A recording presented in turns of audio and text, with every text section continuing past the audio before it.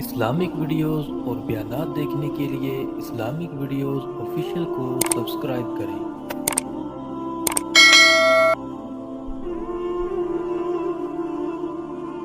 آج آپ کے سامنے سورہ انفال کی آیت نمبر 63 تلاوت کی ہے کہ جس میں اللہ سبحانہ و تعالیٰ ارشاد فرما رہے ہیں وَأَلَّفَ بَيْنَ قُلُوبِهِمْ، اور ان کے دلوں میں محبت پیدا کر دی، لَوْ أَنفَقْتَ مَا فِي الْأَرْضِ جَمِيعًا، اگر آپ جو کچھ زمین میں ہے سارے کا سارا خرچ بھی کر دیتے، ما الفت بین قلوبہم، تو آپ ان کے دلوں میں محبت پیدا نہیں کر سکتے تھے، ولیکن اللہ الف بینہم، لیکن اللہ نے ان کے درمیان محبت پیدا کر دی، انہ عزیز حکیم، بے شک وہی غالب ہے، حکمت والا ہے۔ سامعین محترم، یہ سورہ انفال کی آیات سورہ انفال غزوہ بدر کے موقع پر نازل ہوئی تھی، جس میں اللہ سبحانہ و تعالیٰ اپنے خاص احسان کا تذکرہ کرتے ہوئے ارشاد فرما رہے ہیں کہ یہ اوس اور خزرج والے جو پہلے ایک دوسرے کے جانی دشمن تھے، اللہ نے ان کے درمیان ایسی محبت پیدا کر دی کہ یہ آپ کی اطاعت اور فرمانبرداری کرنے والے بن گئے، اور ساتھ ہی ساتھ عمومی طور پر بھی یہ اللہ تعالیٰ نے تعلیم دی ہے کہ یہ اللہ تعالیٰ کی محبت ہی ہے کہ جس کی وجہ سے یہ آپ کے فرمانبردار ہو گئے، اللہ کو پہچاننے والے بن گئے۔ تو آج اسی جو باہمی محبت ہے اس کے حوالے سے چند گزارشات آپ کی خدمت میں رکھنی ہیں۔ سامعین محترم، محبت کا جذبہ اللہ تعالیٰ نے انسان کی فطرت میں رکھا ہوا ہے۔ یہ ماں باپ کی محبت ہی ہوتی ہے جو اولاد کے دنیا میں آنے کا سبب بن جاتی ہے۔ اسی طرح بہن اور بھائی کی محبت ہوتی ہے کہ جو دوری کی صورت میں ایک دوسرے کے لیے تڑپ محسوس کرتے ہیں، اور یہ استاد اور شاگرد کی شفقت ہی ہوتی ہے کہ جس کی وجہ سے استاد اپنے بچوں کو وہ تعلیم دیتا ہے۔ تو یہ محبت اللہ تعالیٰ کی طرف سے ایک عطا ہوتی ہے کہ جو وہ اپنے بندوں کو عطا فرماتا ہے، اور ایک اسلامی معاشرے کی تو بنیاد ہی وہ اللہ تعالیٰ نے محبت پر رکھی ہے۔ سامعین محترم، یاد رکھیے کہ جب کسی بھی معاشرے میں یہ محبت ختم ہو جائے تو پھر نہ چھوٹے وہ بڑوں کی خبر لیتے ہیں اور نہ بڑوں کو چھوٹوں کی فکر ہوتی ہے۔ پھر انسان نہیں بلکہ وہ جانور بن جاتا ہے، ایک حیوان بن جاتا ہے، اور ایک مصنوعی زندگی وہ گزارنے لگتا ہے۔ لیکن دین اسلام کی بنیاد وہ محبت پر رکھی ہوئی ہے۔ یہ دین اسلام کی ہی تعلیم ہے، اور ساری یہ محبت کی ہی شاخیں ہیں جو ہمیں یہ آپس میں ہمدردی، اثار، قربانی، رواداری اور اسی طرح دوسروں کی غم گساری، یہ ساری محبت کی شاخیں ہیں کہ جو دین اسلام میں رکھ دی گئی ہیں اور ان کی بڑی فضیلتیں بیان کی گئی ہیں۔ ذرا تھوڑی دیر کے لیے سوچئے کہ اگر یہ ساری چیزیں نہ ہوں، کوئی بندہ دوسرے کے لیے قربانی دینے کے لیے تیار نہ ہو، کوئی کسی پر رحم کرنے کے لیے تیار نہ ہو، کوئی کسی کے ساتھ ہمدردی کرنے کے لیے تیار نہ ہو، کوئی کسی کے غم میں شرکت کرنے کے لیے تیار نہ ہو، تو پھر معاشرے کی کیسی تصویر وہ ہمارے سامنے آئے گی؟ پھر ہمیں ہر طرف وہ ظلم نظر آئے گا، پھر ہمیں ہر طرف وہ حق تلفی نظر آئے گی، پھر ہمیں ہر طرف زیادتی نظر آئے گی۔ تو یہ اللہ تعالیٰ کا بڑا احسان ہے کہ جو اللہ تعالیٰ نے ہمیں اسلام کی دولت سے نوازا ہے، اور یہ ساری وہ ہمیں محبت کی شاخیں جن کی تعلیم دی گئی ہے، احادیث میں ان کی بڑی وضاحت آتی ہے۔ حتیٰ کہ بعض مقامات پر تو آپ نے فرمایا اس بندے کا ایمان ہی نہیں ہے، وہ بندہ مومن ہی نہیں ہے، یہاں تک کے الفاظ آتے ہیں۔ کیا مطلب کہ ایسی احادیث میں نبی صلی اللہ علیہ وآلہ وسلم وہ اپنی ناراضگی کا اظہار فرما رہے ہوتے ہیں کہ وہ بندہ مومن ہی نہیں ہے۔ اسی طرح کی ایک حدیث، یہ بخاری شریف کی حدیث ہے، نبی صلی اللہ علیہ وآلہ وسلم نے فرمایا کہ مسلمان وہ ہے جو اپنے مسلمان بھائی کے لیے وہی پسند کرے جو وہ اپنے لیے پسند کرتا ہے۔ ایک مسلمان وہ ہے کہ جو اپنے بھائی کے لیے وہی پسند کرے جو وہ اپنے لیے پسند کرے۔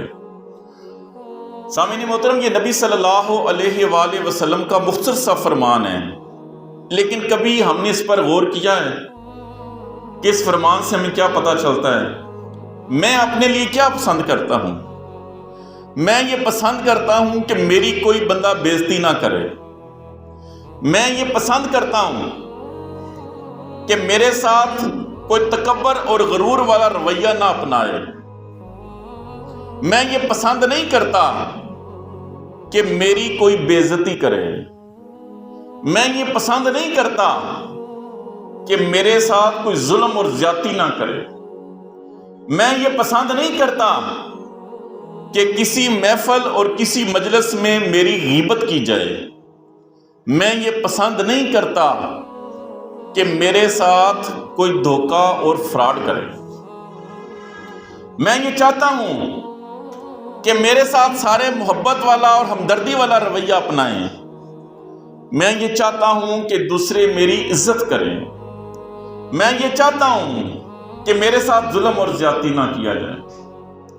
تو سامعین محترم، سوچئے، کیا یہی جذبات جو میں اپنے لیے پسند کرتا ہوں، کیا میرے یہی جذبات وہ دوسروں کے لیے بھی ہیں کہ میں دوسروں کی بے عزتی نہ کروں، میں دوسروں کے ساتھ ظلم اور زیادتی نہ کروں، میں دوسروں کی حق تلفی نہ کروں؟ تو اگر تو میری یہ سوچ ہے تو پھر تو میرے لیے خوشخبری ہے جو اللہ کے رسول نے سنائی ہے کہ میں واقعی مومن ہوں، میں واقعی مسلمان ہوں، اور واقعی میرا ایمان وہ بے مثال ہے۔ لیکن اگر میں دوسروں کی عزت کا خیال نہیں کرتا، دوسروں کے ساتھ ظالمانہ رویہ اپناتا ہوں، ان سے چیخ چلا کے بات کرتا ہوں، ان کے ساتھ نفرت کا اظہار کرتا ہوں، ان کو حقارت کی نظر سے دیکھتا ہوں، تو پھر مجھے سوچنا چاہیے، مجھے غور کرنا چاہیے۔ سامعین محترم، محبت یہ ہے کہ دوسروں کے پاس بیٹھا جائے، ان کے ساتھ ہمدردی کی جائے، ان کے غم میں شرکت کی جائے، ان کے ساتھ ملاقات کی جائے، ان کو وقت دیا جائے۔ اور آپ دیکھیں گے کہ جب ہم اپنے رویے میں یہ تبدیلی لائیں گے تو ہمارے لیے اس میں کتنی بہتری آئے گی۔ اس کے علاوہ چند مزید پہلو بھی ہیں کہ جن پر ہمیں غور و فکر کرنا چاہیے اور ان کا خیال رکھنا چاہیے کہ ایک مومن بھائی جو ہمارا دیندار بھائی ہے وہ ہم سے کس رویے کا تقاضا کرتا ہے۔ اس کی مختلف صورتیں ہیں۔ اس میں سب سے پہلے عزت اور آبرو آ جاتی ہے۔ سامعین محترم، ہر بندہ یہ چاہتا ہے کہ اس کی عزت کی جائے، اس کی بے عزتی نہ کی جائے، اس کی عزت کو معاشرے میں اچھالا نہ جائے۔ اور یہ حدیث کئی دفعہ آپ کے سامنے رکھی ہے کہ آپ صلی اللہ علیہ وآلہ وسلم نے فرمایا کہ ایک مومن پر دوسرے مومن کا خون، اس کی عزت اور اس کا مال وہ حرام ہے۔ اگر کسی کی بے عزتی کرتا ہے تو وہ حرام فعل کرتا ہے، کسی کی چوری کرتا ہے تو وہ حرام فعل کرتا ہے، کسی کی حق تلفی کرتا ہے تو وہ یہ حرام فعل کرتا ہے۔ اور ساتھ ہی ساتھ آپ صلی اللہ علیہ وآلہ وسلم نے فرمایا کہ مسلمان وہ مسلمان کا بھائی ہے، وہ اپنے مسلمان، جو شخص اپنے مسلمان بھائی کی غیر موجودگی میں اس کی عزت کا دفاع کرتا ہے، یعنی اس کی غیبت کی جا رہی ہے اور وہ روکتا ہے غیبت کرنے والے کو۔ الفاظ سنیے حدیث کے، تو آپ نے فرمایا کہ اس کا اللہ پر حق ہے کہ قیامت کے دن اللہ اسے جہنم کی آگ سے بچائے۔ جو اپنے مسلمان بھائی کی عزت کا دفاع کرتا ہے اس کی غیر موجودگی میں، تو اس کا اللہ پر حق ہے، یعنی بندے کا اللہ پر حق ہے کہ قیامت کے دن اللہ اسے جہنم کی آگ سے بچائے یا جہنم کی آگ سے دور رکھے۔ اور ساتھ ہی پھر آگے آپ صلی اللہ علیہ وسلم نے آیت کا یہ حصہ بھی تلاوت کیا، وَقَانَ حَقًّا عَلَيْنَا نَصْرُ الْمُؤْمِنِينَ، اور بے شک یہ مومنوں کا حق ہے کہ ہم ان کی مدد کریں، کہ ہم ان کی مدد کریں۔ یہ مشکات شریف کی حدیث ہے۔ اور اسی طرح نبی صلی اللہ علیہ وآلہ وسلم نے ارشاد فرمایا، یہ ترمذی شریف کی حدیث ہے، آپ صلی اللہ علیہ وسلم نے ارشاد فرمایا کہ جو کوئی بندہ اپنے کسی بھائی کی مشکلات میں سے کسی مشکل کو دور کرتا ہے تو قیامت والے دن اللہ اس کی مشکل کو دور فرمائے گا۔ ٹھیک ہے جی، معمولی بات نہیں ہے۔ یہ جو لفظ بولتے ہیں نا، سانو کے لگے جناب، او جانے تو انہوں دا کام جانے ہیں، پاجی ساڈا کیڑا قصور ہے؟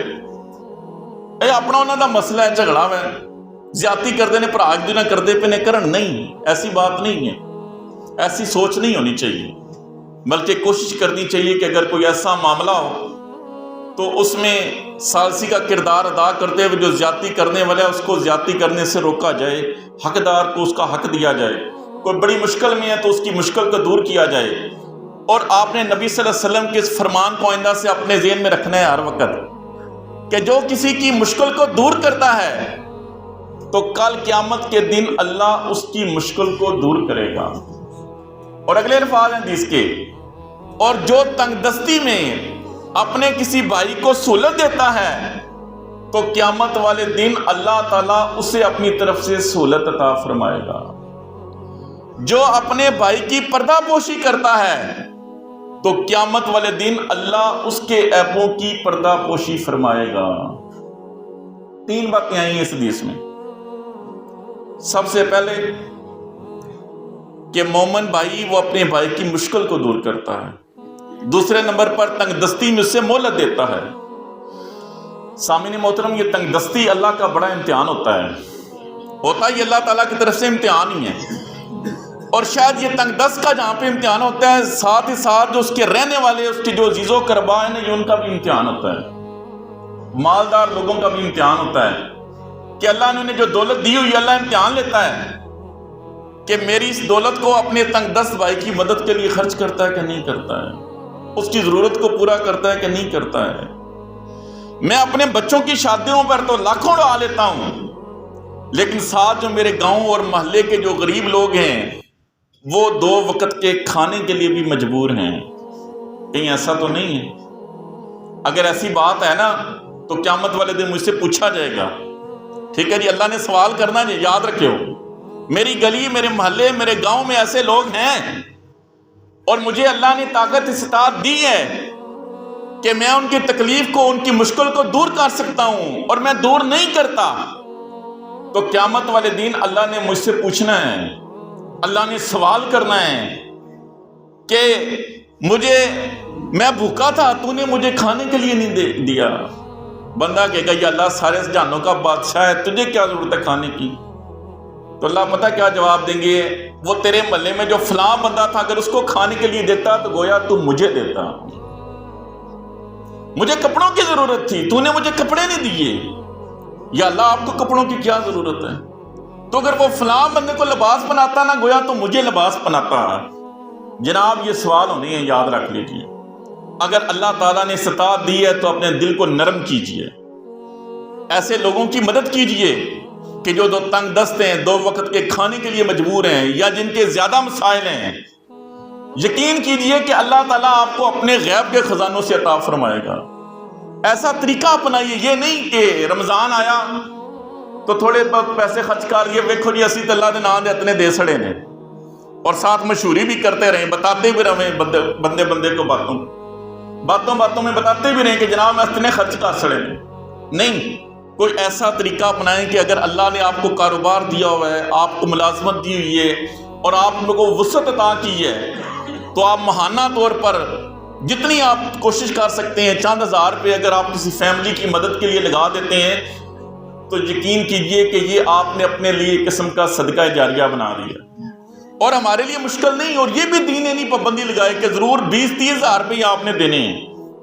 آپ کے پاس جتنی استطاعت ہے، آپ ایک فیملی کا انتخاب کر لیجئے، 2 گھرانوں کا انتخاب کر لیجئے، 3 گھرانوں کا انتخاب کر لیجئے، اور ماہانہ ان کی مدد کرنا شروع کر دیجئے۔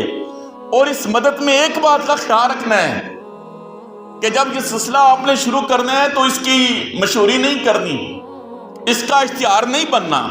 بعض اوقات اپنے نیک کام کا ہم خود اشتہار بن جاتے ہیں۔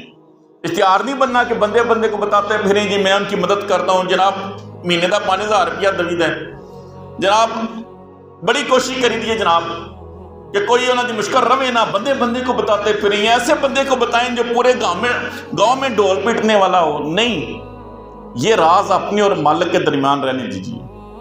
سامعین محترم، کئی کام ایسے کیا کریں نیک اعمال کہ جن میں آپ کے اور آپ کے مالک کے درمیان راز ہو، صرف آپ کو پتا ہو یا آپ کے مالک کو پتا ہو، یا وہ جس بندے کی آپ مدد کر رہے ہیں یہ سوچ کر کہ میرا مالک اس بات کو پسند کرتا ہے کہ میں وہ عمل کروں کہ جس میں کسی قسم کی ریاکاری نہ ہو اور خالص وہ اللہ کے لیے ہو۔ آپ صلی اللہ علیہ وسلم نے فرمایا کہ بدترین شخص وہ ہے کہ جو اللہ کے ساتھ بددیانتی کرتا ہے۔ پوچھا گیا کہ اللہ کے ساتھ بددیانتی کیا ہے؟ کوئی اللہ کے ساتھ بھی بددیانتی کر سکتا ہے؟ میں آپ کے ساتھ کر سکتا ہوں، آپ میرے ساتھ کر سکتے ہیں، اللہ کے ساتھ تو نہیں کر سکتے۔ آپ نے فرمایا یہ کہ بندہ کوئی کام اللہ کے لیے کرے اور ساتھ اس کی نیت یہ ہو کہ لوگوں کو بھی پتا چلے تو وہ اللہ کے ساتھ بددیانتی کرتا ہے۔ انال تھوڑی مشہوری بھی ہو جائے نا، کدے گلانے دے بندیاں نو پتہ بھی لگ جائے نا، جناب 3-4 خاندانوں نو پیسے دینیاں مہینے دے، کام میں اللہ واسطے کرنا پیا، نیت میری یہ ہے، تو یہ اللہ کے ساتھ بددیانتی، اللہ کے ساتھ بددیانتی نہیں کرنی۔ اور یقین کریں کہ جب آپ وہ رقم دیں گے نا ان کو دیتے وقت جو سرور اور خوشی آپ کے دل میں آئے گی نا، وہ کسی اور کام یا کسی اور وجہ سے آ ہی نہیں سکتی۔ اور یہ صدقہ دینا تو ایسا عمل ہے کہ جو ضرورت مند تک پہنچنے سے پہلے ہی اللہ تعالیٰ اس کو اپنی بارگاہ میں قبولیت عطا فرما دیتا۔ صرف نیت خالص ہونی چاہیے، نیت میں دکھلاوا نہ ہو۔ نیت میں دکھلاوا آ گیا تو ضائع ہو گیا ہے۔